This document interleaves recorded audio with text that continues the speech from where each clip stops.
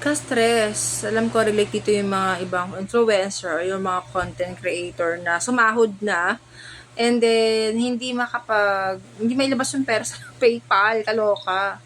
Talaga kasi may worldwide issue ang PayPal daw. So hindi siya makapag ng instant transfer sa Visa or debit card.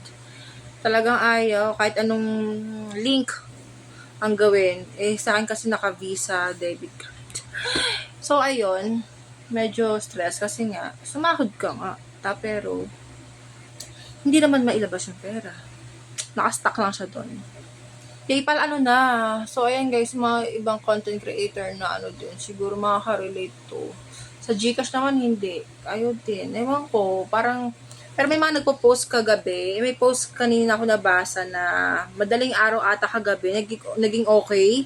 Tapos bumalik na naman after ng ilang oras. Mga nakapag-transfer. Tulog na ako doon, hindi ko naman siya chinecheck. Dapat daw every hour i-check kasi daw parang nagloloko-loko. Sana maayos to ng PayPal. Bakit nagpasahod si Meta kung ganun din man lang, 'di ba? Nagpasahod ka pa, hindi din mo makukuha. Ano 'yun? Display lang sa loob ng app. Kaloka.